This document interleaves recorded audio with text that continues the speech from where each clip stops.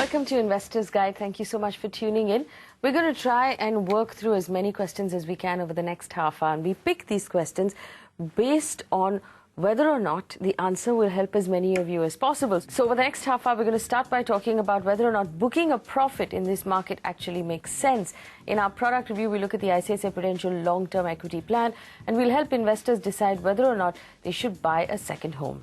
And we bring in Dhirendra Kumar. Dhirendra, thank you so much for joining us. It's always a pleasure to have you on the show. Our first question is very interesting, and I know you'll find it interesting. Janu has written in from Hyderabad. He says he invested in mutual funds in 2016 February, and his returns were close to 18%, and he's very happy. He used an allocation of 70% equity and 30% debt, and he also used some balanced funds. He now wants to know if he should be booking profits and reinvesting the money back into equity and debt, or should he book his profits and reinvest the money in balanced funds completely using systematic withdrawal plans. Now, here's my concern. If he's only invested for a year, and he's obviously now being motivated by the fact that he doesn't have to pay capital gains tax, but I don't see why he should be making changes in his portfolio if it has done so well for him, if it's given him an 18% return. Would you recommend he take out the money, reinvest it? Is that something that sounds like a good idea at this point? No, not at all. He should be completely guided by, his own needs. If he was investing for 3 years and this 18% return, that makes his capital worth something. If he was planning planning to spend on something, and that has materialized because of this return, a year ahead of, as it was planned, or maybe 2 years ahead of it was planned, then by all means he should take the money. Otherwise, no. This is a great way to actually, if this is his long-term money, he's unlikely to need this money for a couple of years. This is the way to go about it. I also feel that balanced fund is the best way to approach this market, where there is far greater uncertainty. Markets might remain volatile. And if market continues to be in a prolonged phase of up and down without very meaningfully or very conclusively in a certain direction, then balanced funds actually prove to be the best bet, because they're active daily rebalancing. They tend to generate more return even than an all equity fund. So and without the corresponding risk of an all equity fund. So he should entirely be guided by his goals, and generally speaking, one should not be investing less than 5 years' money. The money which you are likely to need in 5 years' time should not be invested in equity. So stick to your plan. This plan is working. The worst case scenario, and this is 18% looks very normal, doesn't look very extraordinary. But the real magic of compounding will happen only when you do it over a longer period of time, and when you do it on a larger capital. Those things take time. So, if you have invested 5 lakh rupee and that has actually become 5 lakh, 7 lakh rupees as a result of 2 years of 20% return, this is not meaningful. Think of, what will happen to this money if it is compounding at something like 18-20% over the next 10 years. It will translate into something bigger. Don't be short-termist, don't think short-term. With this money, and this return is not small. This is twice as much as fixed income. Over and above that, it is completely tax-free. It's completely tax-free. And these are the things that we've been saying on this show from the beginning. Now, don't invest money that you might need. And obviously, from your answer, from the question that you've asked us, if you want to take out the money and reinvest it, it means you don't need that money. So don't take out money from any investment unless you need the money for something, especially mutual funds. Because the longer you leave it in, the better it will be. It is sort of like slow cooking biryani. You cannot pull it out just because you want to then move it and do something else with it. Don't open the oven when the cake is in it. So what you need to do right now is, if you're happy with the returns, which you obviously are, don't do anything.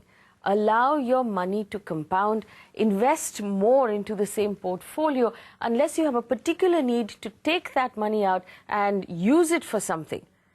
Don't take it out just to reinvest it. You'll be making all kinds of decisions that will be sitting in your bank account. It won't be earning that money when it's in your bank account. There'll be a lot of things that will go wrong. So just stay where you are right now. Don't overcomplicate your investments. Let's move on to our portfolio question. It's from a 34-year-old Bignesh Yadav has written in. He has 20 years to invest. and he says he wants to invest for his children's education and his own retirement. He has about 62,000 rupees in income every month and a term insurance plan of 60 lakh. I'd like you to increase that term insurance. It doesn't seem adequate right now. 60 lakhs is a very small amount of money in comparison to what you're taking home every month. He also has a family floater Mediclaim policy and a home loan EMI of 15,000 rupees. NPS, EPF and mutual funds, Dhirendra.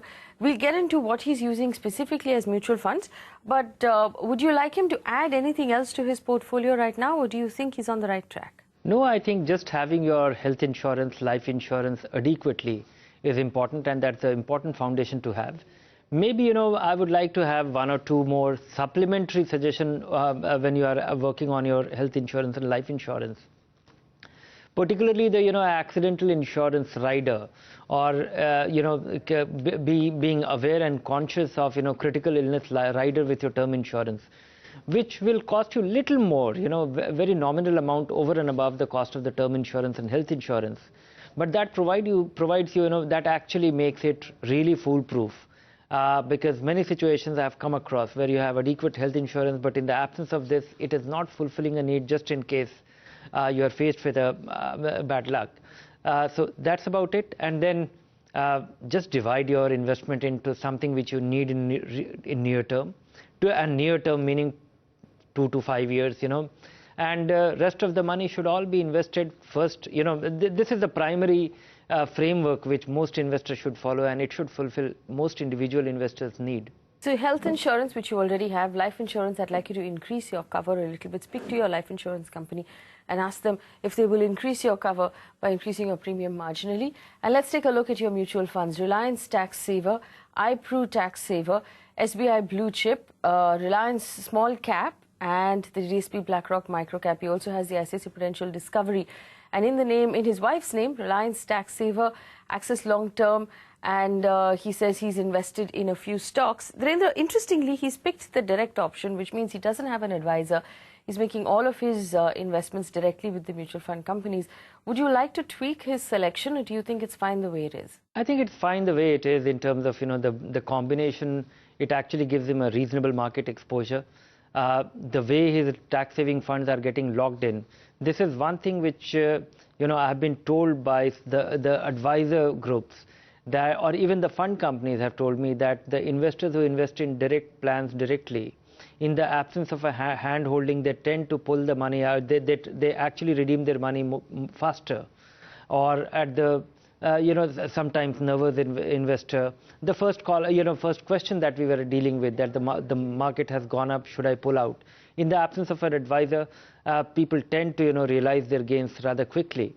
But if he is actually watching this program, if he has actually taken to his heart that he should be making long-term investment in equity fund and stick to it, periodically he will be reviewing this. If he can do this, follow these things with rigor, and you should be okay. And you should be little interested to just the fact that you are saving money on the advice, which is not embedded in the cost of the direct plan, which means you have to compensate it with your interest and little bit of inclination, so of your time. And if you are able to do that, and don't diversify beyond a point. He has a good portfolio, he should stick to it, review it every 2-3 years, and increase his investment over time as his income rises. You seem to be on the right track. All you have to do is make sure that you keep your eye on the ball and you don't get distracted because you're not using an advisor. And if you need anything else, you know how you can get in touch with us. Our email ID is at the bottom of your screen. Ankit has written in, he's been investing in PPF, which will mature, he says, in April 2017. He has about 20 lakh rupees and he can lock in the money for the next 3 to 5 years. He wants to know, how should he go about investing this money? Now, considering he's only giving us 3 to 5 years on this money, Dhirendra, I'm wondering if he should just extend his PPF by another 5 years. Instead of taking it out and maybe, taking risks with it on 3 years might not be very advisable. Yes, there is another advantage, that the return that he'll derive from PPF will be completely tax-free, and there is no other fixed income avenue which will be able to deliver him tax-free income. All interest income in all other forms comes with, they are taxable. But that apart, I think, there is a potential higher, return possible with a marginal allocation to equity. So maybe a part of his money, maybe 20 to 30% he should take out, so that he will have the emotional comfort of his capital being intact, and that can well be invested in a balanced fund or a conservative equity fund for the next 4 or 5 years. That will definitely optimize his return. Well, that will definitely optimize returns. So what you have to do is you can actually renew your PF for another 5 years, which is a great thing to do, because you'll get tax-free returns. They'll be guaranteed for the time being. Dhirendra is saying take out 20% of that money, invest it in equity funds, and I'll put on your screen our multi-cap equity selection for the year, and you can use these funds. So you keep the rest of it in PF. You know you're going to get that guaranteed return that the PPF gives you, at least for the next 5 years. And if you need anything else, get in touch. Before we take into break, remember, this is what we have learned. Don't book profits unless you actually need the money for something. Leave the money in your mutual funds. Make sure you have enough health and life insurance, and don't get distracted. If you're the kind of investor who's using the direct option, then you must make sure that you are invested for the right reasons and you don't pull your money out unless you absolutely need that money. Quick break. On the other side, we'll look at the ICICI Prudential Long-Term Equity Fund. Don't go anywhere. Welcome back. You're watching Investor's Guide. Thank you for staying with us. Time for our product review, ICICI Prudential Long-Term Equity. This week, we take a look at the ICICI Prudential Long-Term Equity Fund. With over 3,700 crore rupees as asset under management, the fund has a 4-star rating on value research. Let's take a closer look at the fund's performance over the last 5 years. The red line is the fund and the blue line its benchmark. You will see that the fund has performed better than its category and benchmark over the last 5 years. The fund's return was particularly impressive in the year 2014 with a return of 51%. The fund has done quite well in the bull and bear phases of the market. The fund's performance has been average, however, in the following years. In the last 1 year especially, you'll see that the fund gave an average return of 27% when compared to its peers. While the fund's performance has been exceptional over the long term, its short-term performance, however, has not lived up when compared to its peers. Is this a fund that you should be investing in? Let's find out. In the 4 stars, and it has managed to stay on course. If we look at its returns, both long-term and near-term, it's done very well, 27% over the last 1 year. And, an annualized 17% over the last 5 years is very good, given the market we have seen. So, would you recommend that this is a must-have in most of our portfolios? This is proving to be a reasonable fund. And, but its best years were, 2012, 13 and 11. When it was among the best performing fund, and that too in a relatively difficult market. But right now, last 1 or 2 years, it looks like a middling performer. But I'm not taking an annual view here, because the minimum time period for which an investor invests here is 3 years. It has turned out to be a good portfolio. It has turned out to be a little conservative portfolio of late, which looks like, looks like may not be an unwise thing to do. And I'm very hopeful that the way thoughtfully this portfolio has been calibrated or being actively managed, changing its color over time, looks fairly impressive. It looks like an average fund right now based on the last 3 years, 4 years. But one should look beyond that. One should look at a full market cycle. This fund looks impressive. This fund looks interesting. And Dhirendra, what rating would you give it here on Investor's Guide for the iPro Long-Term Equity Fund? I would give it where, it gets slotted on the risk-adjusted scale, which is a 4-star fund. It is not among the finest right now, but I'm hopeful that on a 4 or 5 year basis, 4 or 5 year time frame, investment time frame, it should turn out to be a good fund. I'll call it a above average 4-star. It's an above average 4-star fund, so it did have some very good years, but there's no reason to get out of this fund right now. It's still doing rather well. Dhirendra is saying, let's give it some more time. And it has, of course, been doing well in bad markets. So this is a good fund, interestingly, to hold on for those reasons. 4 stars on Investor's Guide. Let's move on to our buy a home segment. Alok Singh has written in. He has a home loan of 45 lakh rupees for 20 years at 9.5%, which he took in December 2014 with Kotak Bank. He earns, he says, 1.25 lakh rupees a month. He wants to know if he should prepay this home loan and invest the amount in mutual funds instead. He also plans to buy a second home in 8 years. What should he do? Well, there are several questions, and I like to break this up and take some time with it, Dhirendra. First of all, 9.5% is an absolute travesty because new loans are being offered at 8.3%. But banks, like they always do, have kept the existing borrowers at 9.5.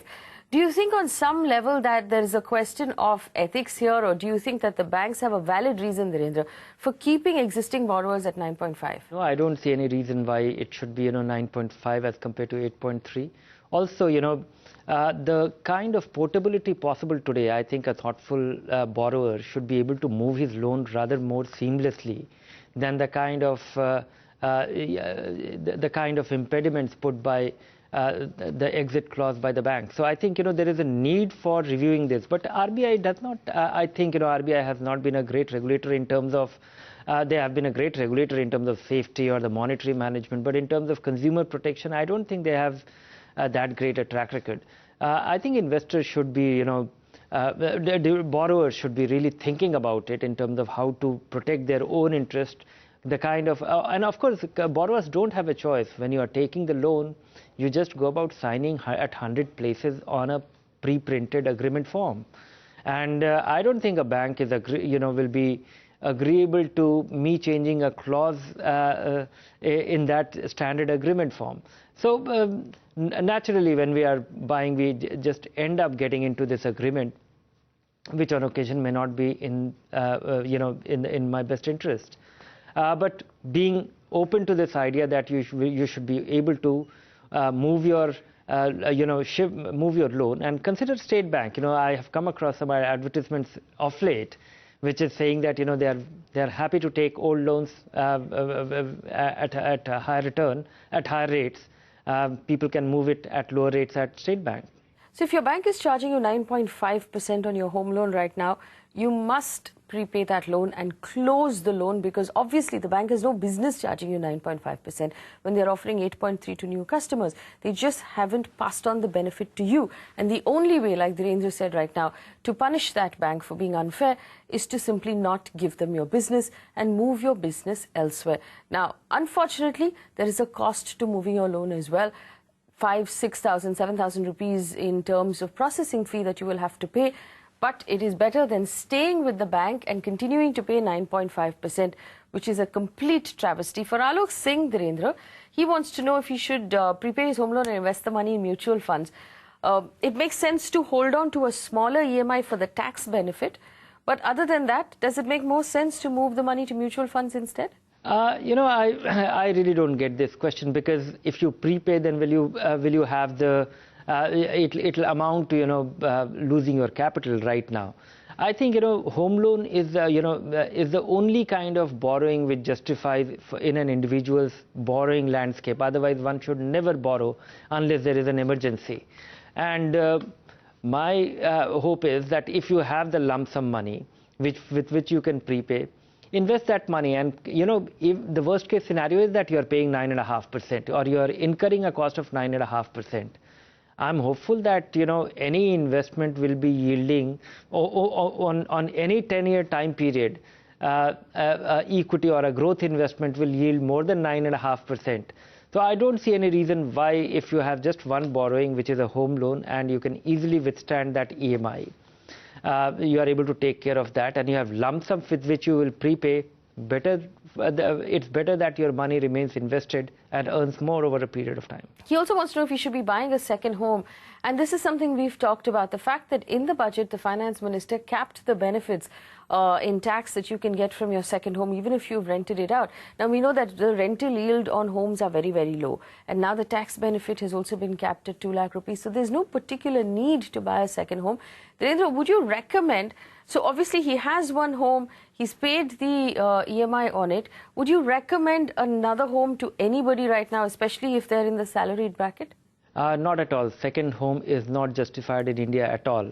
In fact, right now I would say that even the first home is not justified, because going by the rental yield and the kind of rental cost that you incur, there is no financial justification, but there is an emotional need. There are a lot of everybody is tied to having his own shelter.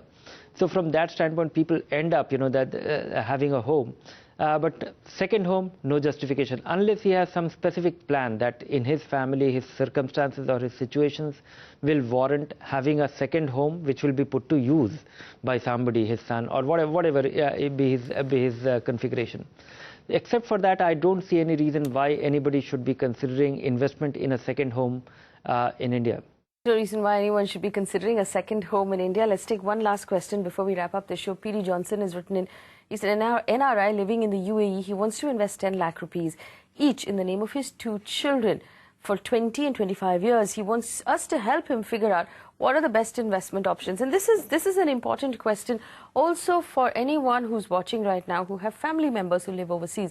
What they tend to do, Dhirendra, is make a short trip to India over the Christmas and New Year holidays, buy an LIC policy for their children and then go back, which is possibly the least efficient way to invest for your child's future as an NRI, is to buy one of those traditional child insurance policies. But because they live overseas, they're not really sure about what the options are for them. Someone living in the UAE can easily invest in mutual funds. Which funds would you recommend he uses? I would suggest him a very simple plan. He should consider our stable growth portfolio, and also in our stable growth portfolio, just consider 2 of the 4 funds. Invest regularly.